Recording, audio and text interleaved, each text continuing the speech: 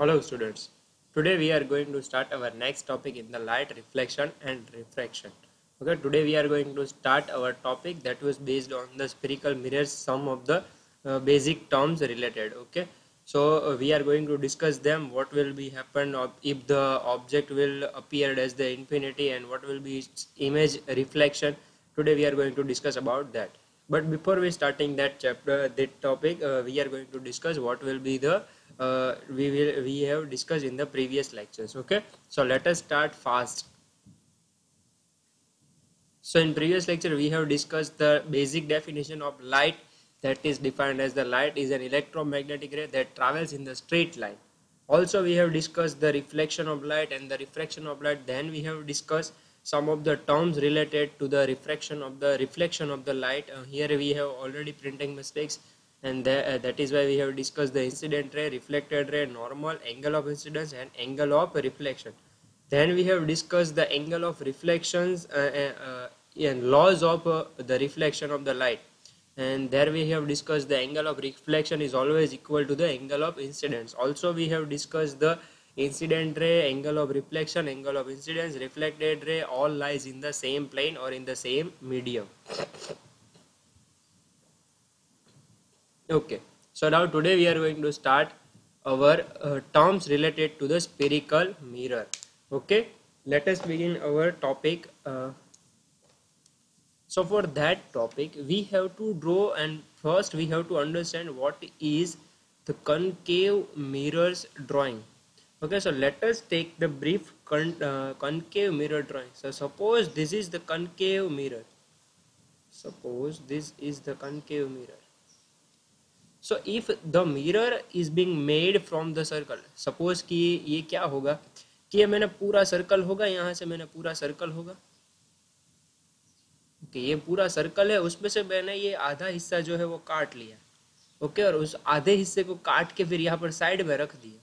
Okay, तो suppose ये क्या कौन सा मिरर बनेगा, ये बनेगा कनकेव मिरर, क्योंकि हमने ऑलरेडी प्रीवियस लेक्चर में डिस्कस किया है. ओके, तो ये सपोज कि ये कनकेव मिरर है. ओके, अब आप सोच रहे होंगे कि सर ये आप सरफेस के ऊपर हमेशा ऐसा क्यों करते. तो ये मिरर है, इस वजह से इसको डिफाइन करने के लिए, क्योंकि ये कनकेव मिरर है तो इसके पीछे जो है वो लाइट नहीं जा सकती, क्योंकि ये मिरर में से क्या होगा, हमेशा रिफ्लेक्शन होगा, यानी कि लाइट जो है वो टकरा कर फिर से इसी डायरेक्शन में, इसी प्लेन में क्या आएगी, वापस आएगी. इसकी वजह से मैंने यहाँ पर पीछे ऐसा सरफेस को रफ कर दिया, क्योंकि लाइट जो है वो रिफ्लेक्ट होने के बाद पीछे ना चली जाए, इस वजह से. Okay. Updates have been applied.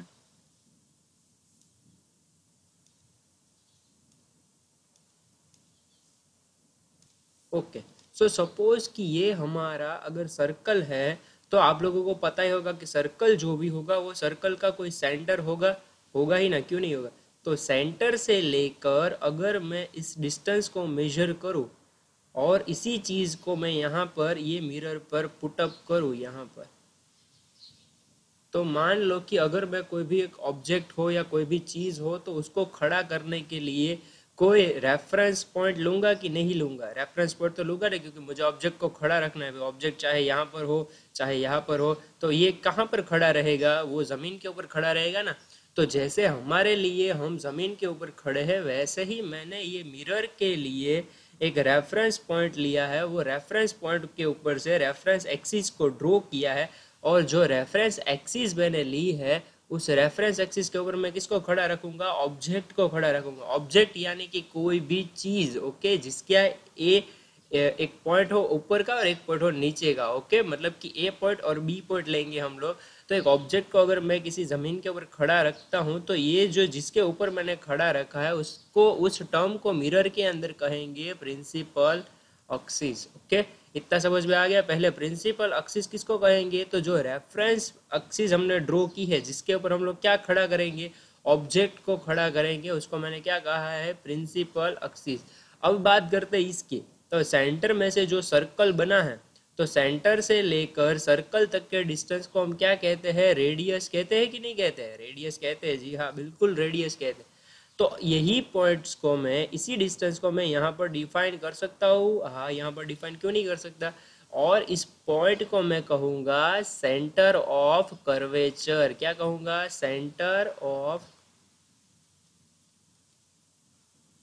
Curvature, क्योंकि ये क्या है, हमारा मिरर का सेंटर पॉइंट है, क्योंकि इसी पॉइंट के ऊपर से पूरा का पूरा जो मिरर है वो ड्रॉ किया गया है, फिर मैंने उसमें से इस हिस्से को काट के साइड में रख दिया है। अब सेंटर से लेकर यहाँ तक के मिरर के डिस्टेंस को मैं कहूँगा रेडियस ऑफ द कर्वेचर, यानी कि ये दो डेफिनेशंस आपकी क्लियर हो गई। ये रेडियस है तो ये भी रेडियस ही होगी, इसी वजह से ये कर्वेचर की रेडियस है, इसी वजह से मैंने इसको नाम दिया है रेडियस ऑफ द कर्वेचर। तो ये तीन चीज़ें पहले आपके दिमाग में पूरी की पूरी क्लियर हो जानी चाहिए। ओके, अब बात करते हैं ये प्रिंसिपल एक्सिस के बारे में। तो प्रिंसिपल एक्सिस मिरर के जिस पॉइंट पर टच कर रही है, मतलब कि यहाँ पर टच कर रही है, उसको मैं कहूँगा पोल। क्या कहूँगा? पोल कहूँगा। ओके, प्रिंसिपल एक्सिस मिरर के जिस भी पॉइंट के ऊपर टच कर रही है उसको मैं क्या कहूँगा? पोल कहूँगा। Okay,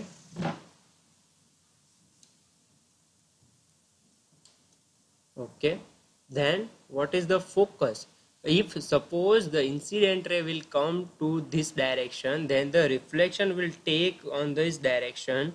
Then if the incident ray is passing by the reflected ray on the principal axis and cut through the principal axis, suppose कि यहाँ से incident ray आ रहा है, सपोज कि इंसिडेंट रे आ रहा है, फिर यहाँ से क्या होगा? रिफ्लेक्शन होगा, और रिफ्लेक्शन होने के बाद वो रे यहाँ पर चले।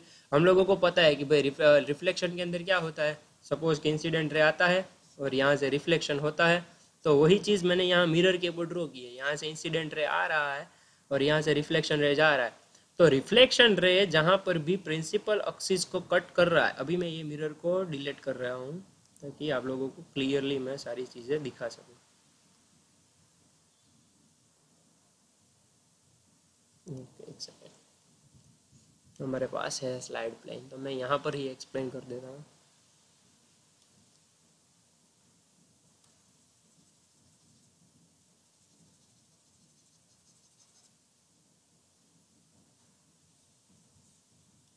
सपोज कि ये पोल है, हम लोगों को पता है इसको क्या कहेंगे, हम कहेंगे प्रिंसिपल एक्सिस, क्योंकि इसके ऊपर ही सारी चीज़ें जो है वो हम लोगों को क्या करनी है? रखनी है। या तो ऑब्जेक्ट को रखना है या अपने आप को रख देना है। हाँ, हम लोगों को ज़मीन पर खड़ा होना है तो हमारे लिए ज़मीन जो है वो प्रिंसिपल एक्सिस हो जाएगी, हम जो है वो ऑब्जेक्ट हो जाएंगे।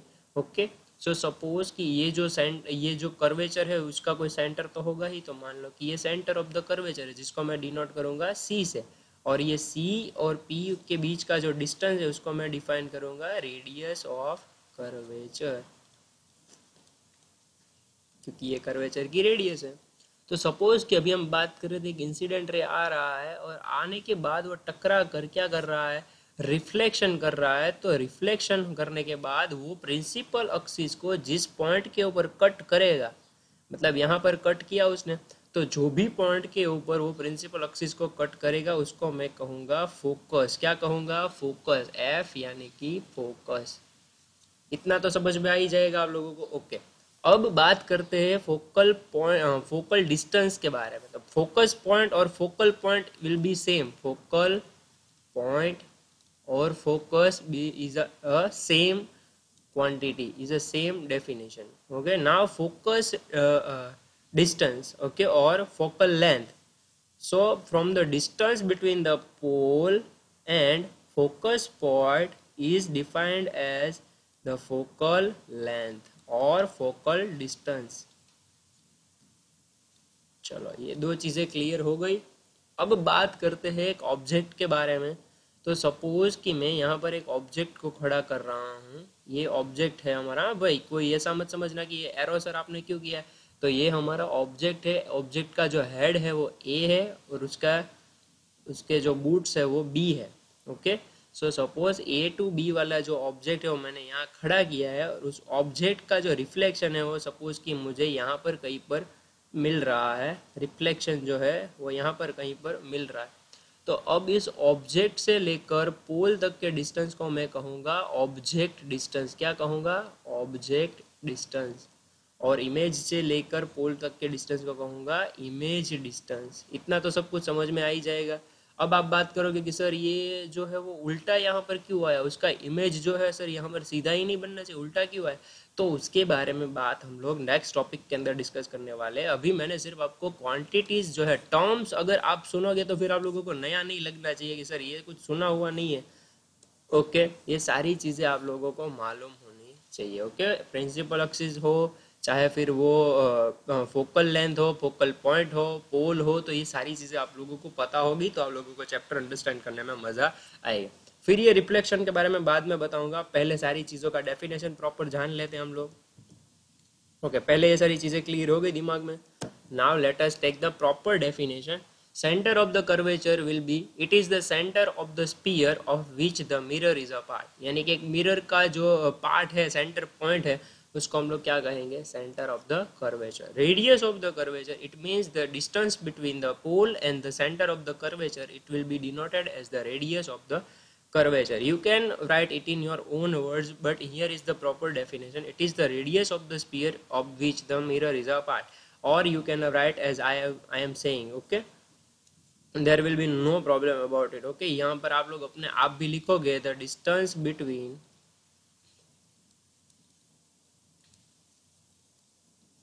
pole and center of curvature, तो ये भी रेडियस ऑफ कर्वेचर ही होगा। पोल यानी कि स्फेरिकल मिरर का सेंटर पॉइंट। अब ये भी दोनों सेम ही है भाई। आप बोलोगे सर आप तो बोल रहे थे प्रिंसिपल एक्सिस ने जहाँ पर टच किया उसको पोल का, बट स्फेरिकल मिरर के बीच में देखो तो ये पॉइंट कहाँ पर आया है, बीच में ही आया है भाई, देख लो। तो ये बीच वाले पॉइंट्स को क्या कहूँगा मैं, स्फेरिकल मिरर का जो बीच वाला पॉइंट है, सेंटर पॉइंट है, उसको मैंने कहा है पोल। या तो मैं कहूँगा जहाँ पर प्रिंसिपल एक्सिस टच हो रही है स्फेरिकल मिरर को, उसको मैंने क्या कहा है, पोल कहा है। तो ये भी आप अपने आप लिख सकते हो, इसमें भी कोई प्रॉब्लम नहीं है। अब प्रिंसिपल एक्सिस की बात करते हैं तो it is the straight line passing through the centre of the curvature and the pole. अगर मैं पोल और सेंटर ऑफ द कर्वेचर में से एक लाइन को ड्रॉ करूँ तो उसको मैं क्या कहूँगा, प्रिंसिपल एक्सिस कहूँगा। ये भी सेम है, तो ये भी आप लोगों को समझ में आ ही जाएगा। ओके, यहाँ पर सारी चीज़ें हैं जो मैंने ऑलरेडी आप लोगों को एक्सप्लेन कर दी है, फिर भी आप लोग यहाँ पर देख सकते हो। एक कनकेव मिरर लिया है, कनकेव मिरर का यहाँ पर पोल है, यहाँ पर सेंटर ऑफ द कर्वेचर है, इसको मैंने प्रिंसिपल एक्सिस कहा है, यहाँ पर रेडियस ऑफ द कर्वेचर है। तो ये सारी चीज़ें कनकेव मिरर के बारे में है। यहाँ पर कन्वेक्स मिरर के बारे में है। तो आप ही सोचो कि भाई एक सर्कल हो और सर्कल का ये वाला हिस्सा मैंने निकाल दिया कनकेव के लिए, तो ये वाला हिस्सा अगर मैं निकालूँ कन्वेक्स के लिए, तो सपोज कि ये वाला हिस्सा है यहाँ पर कन्वेक्स के लिए, तो अब आप ही बताओ कि इसका जो सर्कल सेंटर पॉइंट होगा, इसका सेंटर पॉइंट जो होगा वो ये साइड होगा कि ये साइड होगा। ऑब्वियसली यहाँ पर सर्कल में देखो तो सर्कल में यहाँ पर पॉइंट है, तो ये पॉइंट भी कहाँ पर आएगा, यहाँ पर आएगा। कोई ऐसा बोल रहा है कि यहाँ पर ही आएगा तो ये रॉन्ग है। ओके, यहाँ पर आएगा सेंटर ऑफ द कर्वेचर, उसमें और कोई डिफरेंस नहीं। और इसका डिफरेंस, इसका जो डिस्टेंस है वो भी क्या होगा, रेडियस ही होगा ना, क्योंकि ये क्या है, रेडियस है। तो that is why this is also denoted as the radius and this is called as the principal axis and this is called as the pole. तो ये सारी चीज़ें सेम ही रहेगी, सिर्फ मैंने एक स्फेरिकल मिरर को कट करके एक हिस्से को कनकेव बना दिया और एक हिस्से को कन्वेक्स बना दिया। ओके, चलो ये बात हो गई सारी चीज़ों के बारे में। अब फोकस पॉइंट के बारे में भी बात हो गई है, ऑलरेडी हम लोगों ने डिस्कस कर लिया है। ओके, फिर अब बात करते हैं एक इनफाइनाइट ऑब्जेक्ट्स के ऊपर से अगर कोई रे आ रहा है, इंसिडेंट रे आ रहा है। पहले तो इनफाइनाइट का मतलब आप लोगों को दिमाग में क्लियर करना पड़ेगा। तो अभी मैंने आप लोगों को ये वाली जो फिगर थी वो बताई थी कि एक इंसिडेंट रे आ रहा है, वो टकरा के फिर क्या कर रहा है, रिफ्लेक्ट कर रहा है, और रिफ्लेक्ट करने के बाद वो प्रिंसिपल एक्सिस के जो भी पॉइंट के ऊपर कट कर रहा है उसको मैंने क्या कहा था, फोकस कहा था, और उसके बीच वाले डिस्टेंस को फोकल लेंथ कहा था। तो ये वही चीज़ को सिर्फ इनफाइनाइट से आने वाले रेस से कंपेयर कर रहे हैं और कुछ भी नहीं है। ओके, तो अब आप ही सोचो कि आप जो है वो अगर मिरर में अपने आप को इनफाइनाइट से देखोगे, आप अगर यहाँ पर एक मिरर है और आप यहाँ पर कहीं पर इनफाइनाइट पे हो, आप यहाँ पर इनफाइनाइट पे खड़े हो और आप मिरर में देखोगे तो क्या होगा, मिरर में आप अपने आप को कैसे देख पाओगे, एक पॉइंट के जितने ही दिखोगे कि नहीं, क्योंकि आप तो देख ही नहीं पाओगे पहले तो। लेकिन इसका मतलब ये तो नहीं है कि आप प्रेजेंट ही नहीं हो, आप प्रेजेंट तो हो है ना मिरर के अंदर, चाहे फिर भले ही ना आप इनफाइनाइट के ऊपर हो, आपको मिरर के अंदर देखना है, मतलब आप मिरर के अंदर प्रेजेंट हो, पर आप लोग अपने आप को दिख नहीं सकते और देख नहीं सकते, इसीलिए वो आप कैसे अपने आप को एजम करोगे, एज अ पॉइंट एजम करोगे। तो ये वही बात बता रहे हैं कि भाई अगर कोई इनफाइनाइट से रेज आ रहे हैं तो वो टकरा के फिर जिस पॉइंट के ऊपर फोकस मारेंगे उसको क्या कहेंगे हम, वो फोकस पॉइंट कहेंगे, और उसका जो है वो उसके बीच वाला जो लेंथ है उसको कहेंगे फोकल लेंथ। ये इतनी चीज़ें दिमाग में क्लियर हो गई आपकी। Okay, let us take the two of the main important points. चलो अब पहले मैं आप लोगों को एक्सप्लेन कर देता हूँ। बहुत ही मस्त लॉ है आप लोगों को।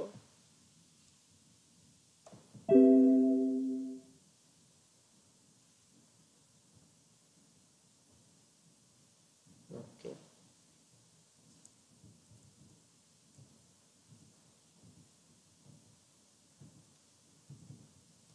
चलो यहाँ से स्टार्ट कर देते हैं, न्यू स्लाइड क्रिएट कर लेते हैं हम लोग, ताकि आप लोगों को सब कुछ समझ में आ जाए।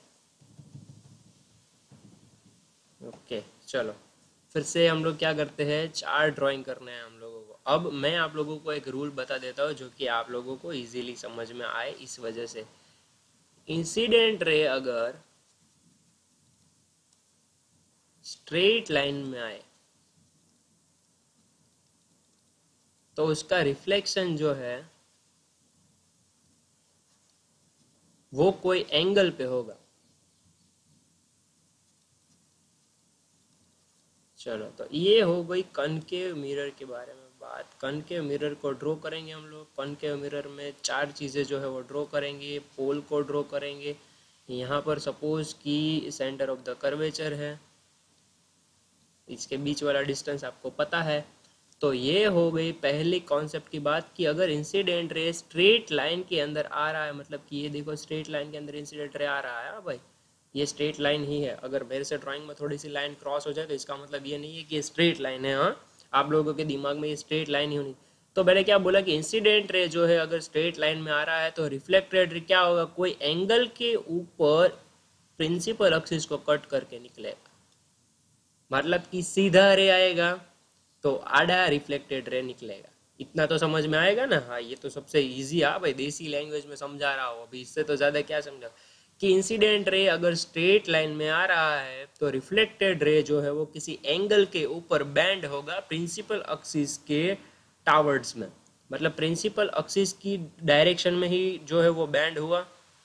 इससे उल्टा बिल्कुल, कि अगर इंसिडेंट रे जो है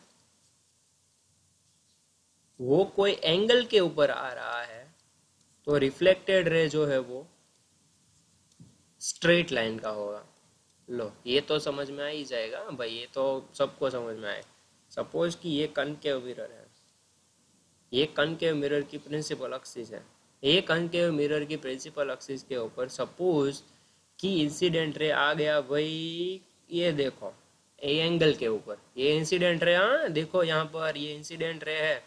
तो अब इंसिडेंट रे है वो अगर एंगल के ऊपर आया है तो उससे क्या होगा, रिफ्लेक्शन रे जो है वो क्या करेगा, स्ट्रेट लाइन में निकलेगा। चलो, सीधा तो आड़ा, आड़ा आया तो सीधा जाएगा। इतना तो समझ में आ ही जाएगा। कनकेव मिरर के ही बारे में बात कर रहे हैं हम लोग। हाँ, सारी चीजें जो है वो किसके लिए है भाई, कनकेव मिरर के लिए डिस्कस कर रहा हूं मैं। अब फिर से एक और बात कि सपोज इंसिडेंट रे जो है वो पोल के ऊपर आया। पोल के ऊपर ना, पोल कहाँ पर होता है, यहाँ पर होता है भाई, पोल यहाँ पर तो रिफ्लेक्टेड रे जो है वो भी कहाँ से निकलेगा, पोल के ऊपर से ही निकलेगा। लो, इतना ये भी इजी था। आप लोग बोलोगे सर ये तो इजी चैप्टर है, तो ये इजी चैप्टर ही है, सिर्फ कॉन्सेप्ट क्लियर करना है हम लोगों को। ये पोल है यहाँ पर, तो सपोज कि इंसिडेंट रे यहाँ पर आया, यहाँ भाई ये चलो आ गए, तो ये कहाँ से निकलेगा, पोल के ऊपर से ही निकलेगा। लो, खत्म हो गई बात। इतना तो इजी था। अब आप लोग याद करो, कल मैंने एक फिनोमिना आपको एक्सप्लेन किया था, अगर याद हो, कि भाई इस तरह से कोई फिगर हो, इसमें इंसिडेंट आए तो क्या करेगा वो, रिफ्लेक्टेड रे करेगा। और रिफ्लेक्शन ऑफ लॉ के अंदर से हम लोगों ने जाना था कि क्या होता है कि angle of incidence is angle of the reflection. तो यहाँ पर भी angle of incidence is equal to angle of reflection होगा, होगा ना, ये सेम ही है। सिर्फ यहाँ पर सरफेस मैंने स्मूथ ली थी, यहाँ पर सरफेस की जगह मैंने क्या लिया है, मिरर को ड्रॉ किया है। ओके, और कुछ नहीं है। अब लास्ट वाला पॉइंट जो है वो डिस्कस करने से पहले ये 3 पॉइंट आप लोगों के दिमाग में एकदम से क्लियर होने चाहिए कि भाई सीधा इंसिडेंट रे आए तो कोई पॉइंट के ऊपर से क्रॉस करेगा, एंगल पे क्रॉस करेगा। अगर क्रॉस पे इंसिडेंट रे आ रहा है तो स्ट्रेट लाइन में ट्रैवल करेगा। अगर इंसिडेंट रे जो है वो पोल के ऊपर आएगा तो वो किसी एंगल के ऊपर, सेम एंगल के ऊपर रिफ्लेक्शन करेगा। ये 3 चीजें दिमाग में क्लियर कट होनी चाहिए। चलो मैं पहले वो एक्सप्लेन कर देता हूँ। यहाँ पर देखो, if an concave mirror ray of light parallel to the principal axis, parallel मतलब ये सीधी वाली लाइन, तो इंसिडेंट रे स्ट्रेट लाइन में आ रही है, ओके आ रही है, अब किसी पाथ के ऊपर कवर अप कर रही। तो यहाँ पर देखो ये जो पॉइंट के ऊपर कट हो रहा है उसको मैंने क्या कहा था पिछली बार, फोकस पॉइंट कहा था। यहाँ पर भी सेम टू सेम। चलो रे जो है यहाँ पर ही देखना भाई, कनकेव मिरर ही एक्सप्लेन किया है, कन्वेक्स की बात अभी तक नहीं की है, कनकेव को ही एक्सप्लेन किया है।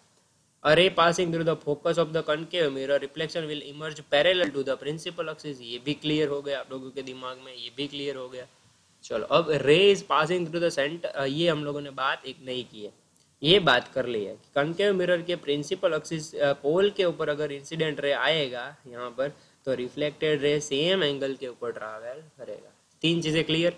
अब लास्ट वाली सपोज कि ये जो है वो कनकेव मिरर है, कनकेव मिरर के ऊपर ये प्रिंसिपल एक्सिस यानी कि यहाँ पर पोल, यहाँ पर सेंटर ऑफ द कर्वेचर। अब देखना भाई, यहाँ पर नहीं, मैं यहाँ पर ले रहा हूँ सेंटर ऑफ कर्वेचर। तो सपोज कि इंसिडेंट रे अगर सेंटर ऑफ कर्वेचर में से पास हो रहा हो, इंसिडेंट रे अगर सेंटर ऑफ कर्वेचर में से पास हो तो उसका रिफ्लेक्शन क्या होगा, उसका रिफ्लेक्शन सेम ओपोजिट डायरेक्शन में होगा, सिर्फ ओपोजिट डायरेक्शन में उसका रिफ्लेक्शन होगा। मतलब कि यहाँ तो दूसरा रे बन रहा था, यहाँ पर भी दूसरा रे बन रहा था, यहाँ पर भी लेकिन यहाँ पर क्या होगा, दूसरा रे नहीं बनेगा क्योंकि रिफ्लेक्शन क्या होगा, स्ट्रेट लाइन में उसी ओपोजिट डायरेक्शन में ट्रैवल करेगा। Okay, so if incident ray passed through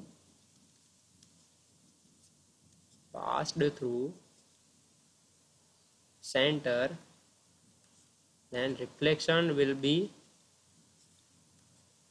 opposed to the center। चलो ये सारी चीजें जो है वो मैंने यहाँ पर लिखी हुई है, ये 4 फिगर्स जो है वो आप लोगों को ड्रॉ करनी है आज के लेक्चर में।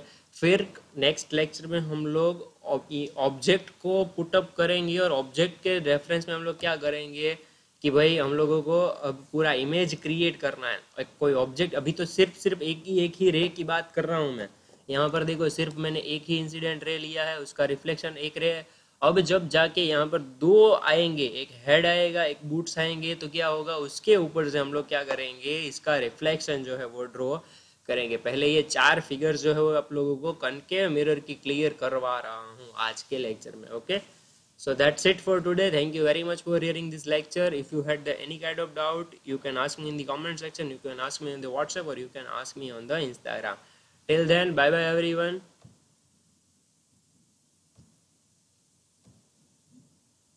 and take care of yourself। चलो आज के होमवर्क में मैं बात दे रहा हूँ, चलो होमवर्क यहाँ पर लिख ही देता हूँ ताकि आप लोगों को फिर से कोई डाउट ना रह जाए।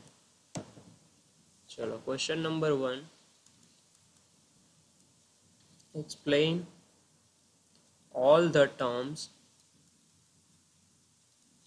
related to mirror। and question number 2, explain reflection of light through spherical mirror.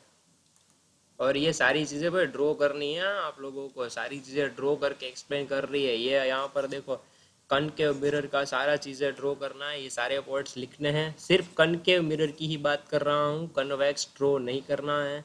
यहाँ पर लिख ही देता हूँ कनकेव मिरर, क्योंकि कन्वेक्स एक्सप्लेन नहीं किया है तो कन्वेक्स कैसे ड्रॉ करोगे। जो भी स्मार्ट है वो अपने आप ट्राई करना चाहे तो ट्राई कर सकते हैं, लेकिन आज 2 क्वेश्चन दे रहा हूँ। सारी जो डेफिनेशंस मैंने एक्सप्लेन की है वो एक्सप्लेनेशन सब कुछ लिखना है, और साथ ही साथ आप लोगों को स्पेरिकल मिरर में, कनकेव मिरर में जो सारी ये ड्राइंग्स मैंने एक्सप्लेन की है वो आपको ड्रॉ, यहाँ पर जो है ये सारी चीज़ें एक्सप्लेन कर दी है वो आप लोगों को ड्रॉ करनी है। चलो, that's it for today, and till then bye bye everyone, and thank you very much for hearing this lecture.